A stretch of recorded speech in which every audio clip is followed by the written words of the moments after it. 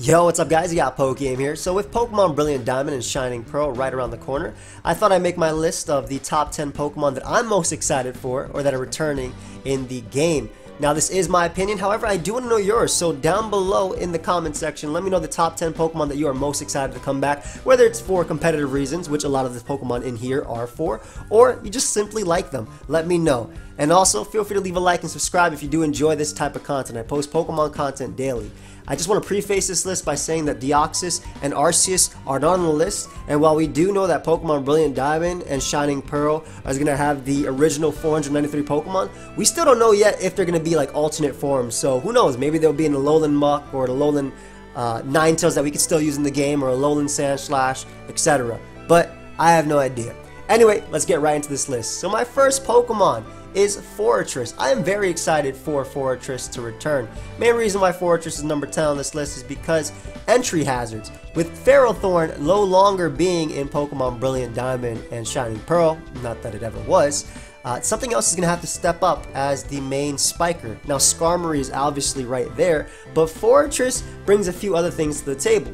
Not only being able to spike just like Skarmory and also Stealth Rock, but also having Toxic Spikes as well as Volt Switch. And Volt Switch is an incredible move because it allows Forretress to get some momentum, and on top of that it can even Rapid Spin away hazards as well. So Forretress will be a nice little entry hazard setter, or it can even just get rid of the entry hazards for you. My number 9 on the list is Smeargle. Now, I know VGC players are crying right now. Nah, but Smeargle is a Pokemon that has been incredible at what it does, right? And what it does is whatever it really wants. Usually in singles, it's typically a Focus Sash lead with Spore, and then it runs Spikes, Stealth Rock, so it's typically the hazard type of Pokemon. If you're playing in Anything Goes, or maybe something that doesn't actually have clauses, you might even see a Belly Drum, Baton Pass type of thing, or a Shell Smash Sweep. But I like the inclusion of Smeargle in here because, one, don't have to worry about it in a VGC metagame, but two, it actually gives us some more options for hazard leads. And I think that with Pokemon Brilliant Diamond and Shining Pearl being up to date in terms of movesets since we've seen from the past, it's really nice because entry hazards, as good as they'll be, they won't be broken because we do have the inclusion of heavy duty boots. However, Smeargle brings something different than Pokemon like Forretress and Skarmory, and that is Sticky Web. And that is a really cool addition to Gen 4. That's something we did not have before, and I'm excited to use Smeargle for that reason. At number 8, we have Feraligatr.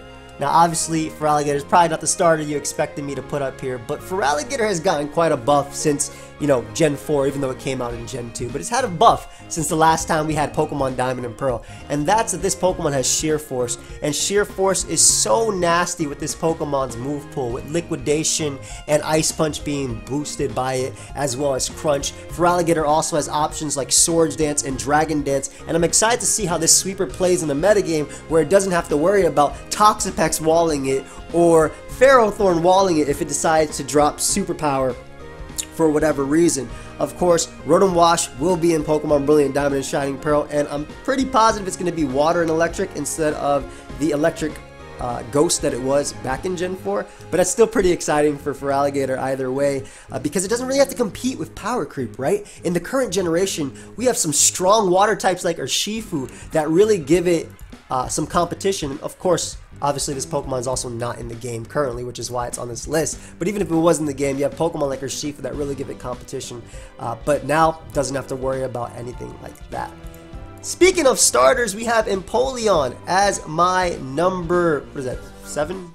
I think that's my number 7. Yeah, we have Empoleon as my number 7. Empoleon is part of my top 2 favorite leads from Gen 4. Empoleon, and actually Metagross is the other Pokemon. Metagross isn't on this list, it's just like, it's already here in the game, but Empoleon is a fantastic lead. Water and Steel is fantastic typing, being able to have some beautiful resistances like Dragon, and the metagame where dragons were broken, right? Gen 4 dragons are broken, Gen 5 dragons are broken, then they made fairy types, so they're less broken. But speaking of fairy type, Empoleon can resist it as well, which will now be newly included in Pokemon Brilliant Diamond and Shining Pearl. Empoleon will function as a beautiful lead with Focus Sash, featuring the Stealth Rock, Hydro Pump, Ice Beam, Grass Knot, or Aqua Jet set, or even the substitute Pataya Berry set to boost your special attack and Agility Sweep. the opponent. I'm really excited to be able to use Empoleon again. Of course, also you're able to use Empoleon with Defog, and Defog having that buff that actually removes hazards. Shout out to Envy, right? Empoleon best Defog, that's what he says. So Empoleon is going to be great for defogging, great special wall, and I think actually with this Pokemon being around and just like the way the meta has adapted, in the sense that there are going to be the new items and updated moves, shoot, this thing might even be the reason why certain Pokemon that were banned back in Gen 4 might be able to stay, because we have such good checks to them. But I'm just excited to sweep somebody with Empoleon. Next up, we have Shaman. Shaman is one of my favorite Pokemon from Gen 4.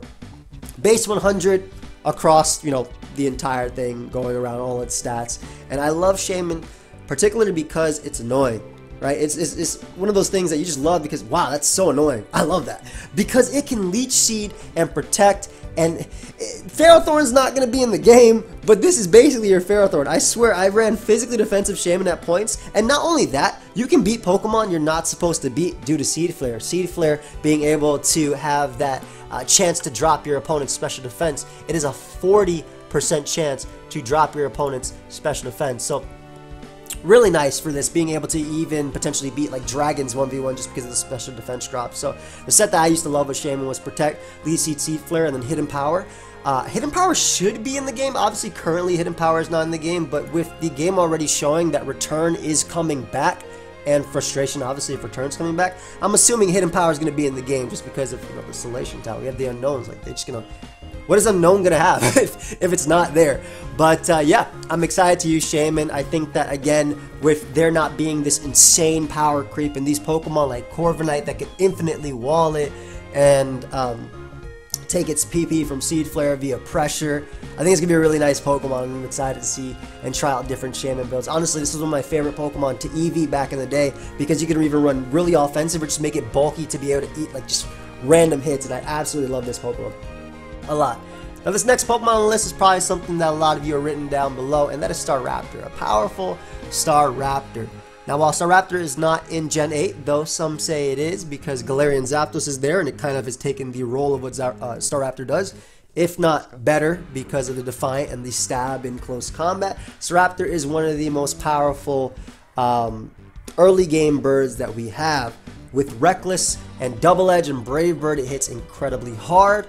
And obviously it has close combat as well to be able to break through steel and rock types that resist the normal and flying stab from Staraptor. Not only that, but I think that defensive options have a lot of utility as well now that the heavy duty boots have been introduced. So Staraptor being immune to every hazard with heavy duty boots on, and being able to defog and roost, and having really decent base 85 HP, and with Intimidate being able to actually buff that base 70 defense even higher, can really just splash off certain physical hits. But I'm more so excited just to use this thing and click Brave Bird and close combat and Reckless Double Edge and U-turn, right? I hope this is the generation where Staraptor is finally not borderline, but it actually gets to be OU. I don't have the highest hopes for that, but in a limited metagame, maybe it's the case. We'll see. Behind that, we have another Pokemon that has been incredibly buffed since its time in Gen 4, and it was even a broken Pokemon in Gen 4, and that is Breloom. Now, Breloom in Gen 4 was known for Substitute and Focus Punch sets with Spore and Seed Bomb, and there were other sets as well that ran Spore, Superpower, Seed Bomb, and Mach Punch in order to check like Dragon Dance Tyranitar or a boosted Lucario.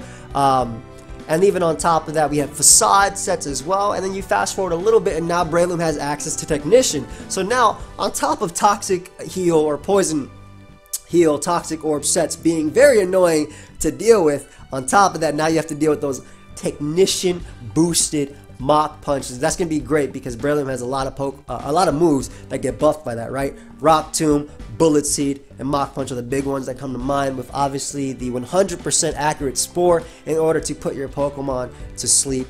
Now, since Gen 4, Breloom was able to put everything to sleep back then, but obviously as we're now in an updated metagame, Breloom cannot put to sleep grass types with Spore, which is a pretty big thing because Celebi is going to be in, well, I don't know if it's, When I say these Pokemon are in the game, I mean that eventually we're going to be able to get them from Pokemon Home and use them in the game, right? I'm not saying that they're going to be in the base game. I'm not saying that you're going to be able to get it. Well, you should be hopefully able to get a Shaman in the base game. But like Celebi, for instance, you're probably going to have to transfer from Pokemon Sword and Shield to Pokemon Home, and then from Pokemon Home to Pokemon Brilliant Diamond and Shining Pearl when eventually they have the Pokemon Home connectivity. But nonetheless, I'm really excited to use Breloom. I've missed this Pokemon so much, and just there's a special feeling when you go for Bullet Seed, you get 5 hits, and the Latias that came in died after Stealth Rock.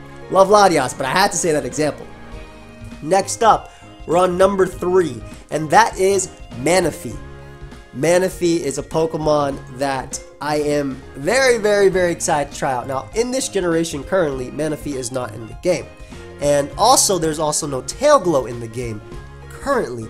However, we're talking about Pokemon Brilliant Diamond and Shining Pearl, and there's also, like I said, no Return or Frustration in the current game. However, we've already been confirmed that they've been in Pokemon Brilliant Diamond and Shining Pearl, so I'm more than confident that Manaphy is going to have access to Tailglow once again. And if that's, if I'm wrong, alright, well, I still think it's going to be a good Pokemon with Calm Mind. Now, obviously, there's also no Infinite Rain. As far as we know, who knows, maybe there will be Infinite Rain in that generation. Then Pelipper is going to rise up to Gen 4 OU or whatever it is, or whatever you call it, with BDSP.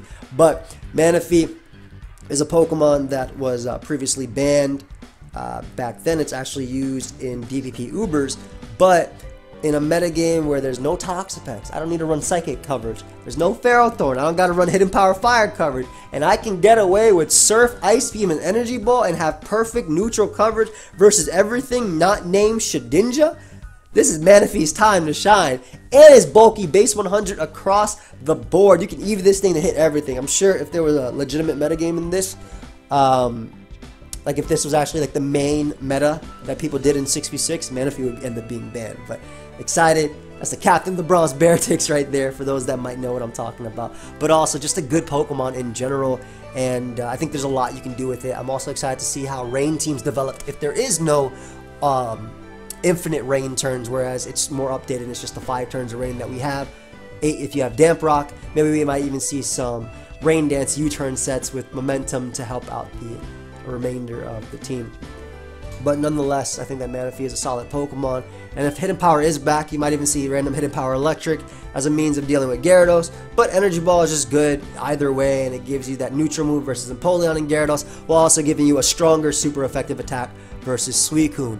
Number 9, I couldn't forget this starter. We have Infernape coming back, and Infernape in a metagame. Now, again, Infernape was still OU in Gen 5.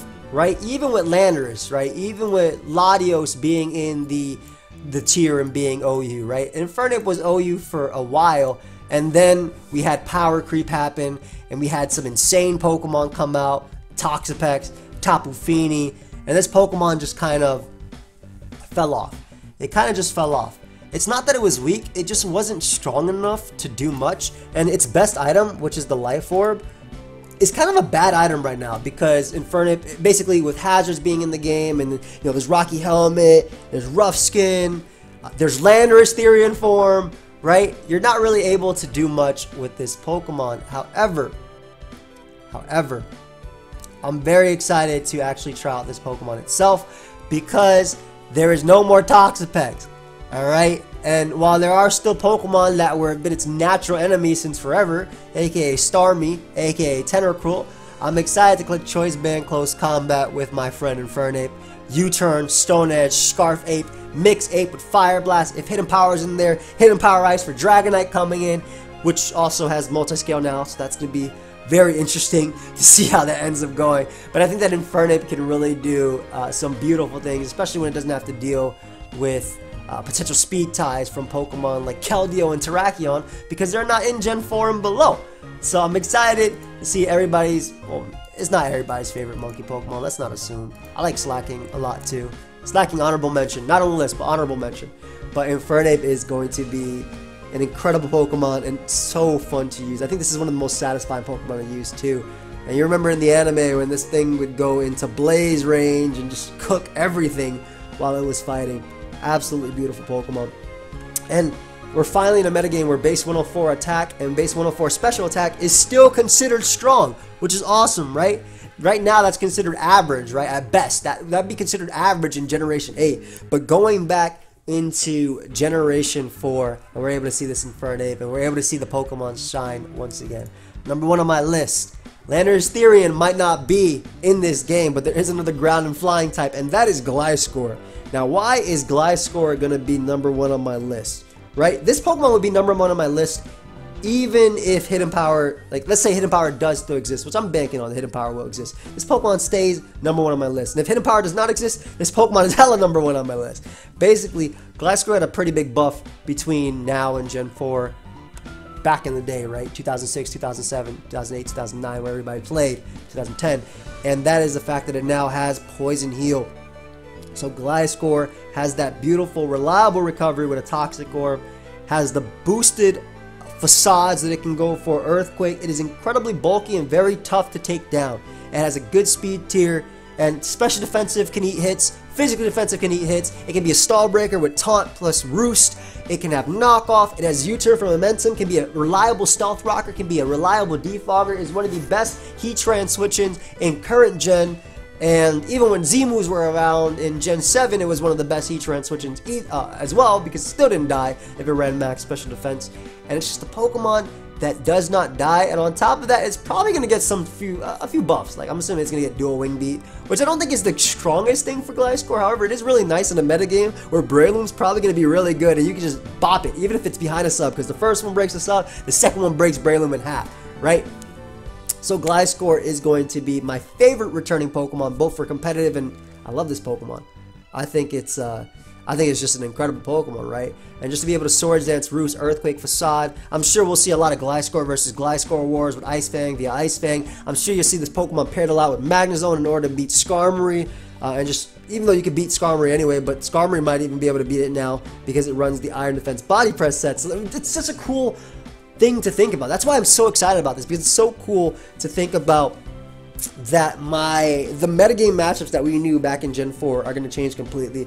And I do think Gliscor is going to run the meta in terms of, this is your staple, this is your Landorus form of the metagame. This is my go-to offensive Pokemon, my go-to defensive Pokemon, go-to tank, my go-to stealth rocker, my go-to defogger, my go-to annoyance with the knockoff, my go-to toxic staller with sub-toxic protect earthquake sets. This Pokemon is going to be king. That's all I got for you guys today. I hope y'all enjoyed. Let me know your opinions and let me know what Pokemon that you are most excited for coming back as well. Also, if you guys want to pick up Pokemon Brilliant Diamond and Shining Pearl, you can actually use my Best Buy affiliate links down below in the description. You're helping me out if you're going to buy them anyway. And if you live in the US, feel free to use my link. You definitely do help me out. And once again, I appreciate everybody watching. I will see you guys in the next one. Goodbye, my friends.